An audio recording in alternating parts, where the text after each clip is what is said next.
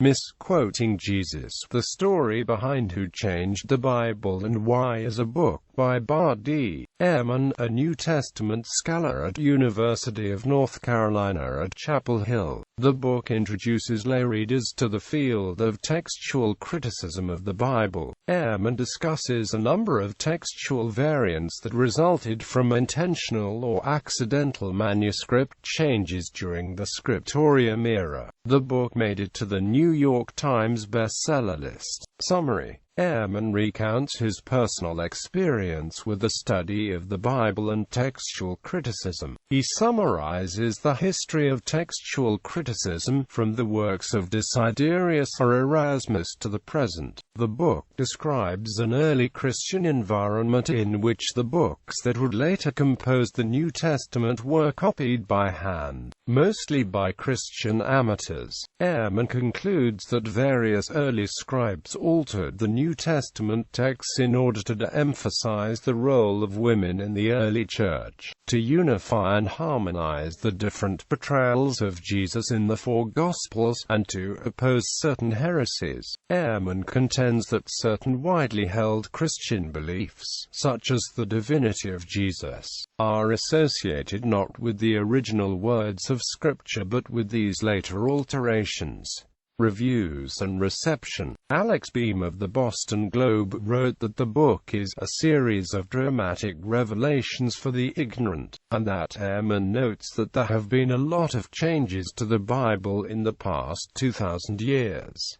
I don't want to come between Mr. Ehrman and his payday, but this point has been made much more eloquently by others. Jeffrey Weiss of the Dallas Morning News wrote, "Whichever side you sit on regarding biblical inerrancy, this is a rewarding read." The American Library Association wrote, "To assess how ignorant or theologically manipulative scribes may have changed the biblical text, modern scholars have developed procedures for comparing diverging texts, and in language accessible to non-specialists." Ehrman explains these procedures and the results. He further explains why textual criticism has frequently sparked intense controversy, especially among Scripture-alone Protestants. Charles C. Moore of the Wayland Baptist University in Plainview, Texas wrote, "Ehrman convincingly argues that even some generally received passages are late additions, which is particularly interesting in the case of those verses with import for doctrinal issues such as women's ordination of the atonement." Neely Tucker of the Washington Post wrote that the book is an exploration into how the 27 books of the New Testament came to be cobbled together, a history rich with ecclesiastical politics, incompetent scribes, and the difficulties of rendering oral traditions into a written text. Craig Blomberg of Denver Seminary in Colorado wrote that most of Misquoting Jesus is actually a very readable, accurate distillation of many of the most important facts about the nature and history of textual criticism, presented in a lively and interesting narrative that will keep scholarly and lay interest alive. Blomberg also read that Ehrman has rejected his evangelicalism and whether he is writing on the history of the transmission of the biblical text, focusing on all the changes that scribes made over the centuries, or on the so-called lost Gospels and lost Christianities,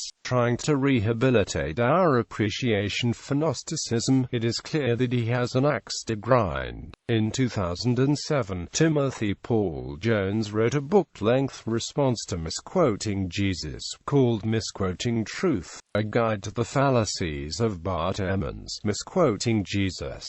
It was published by InterVarsity Press.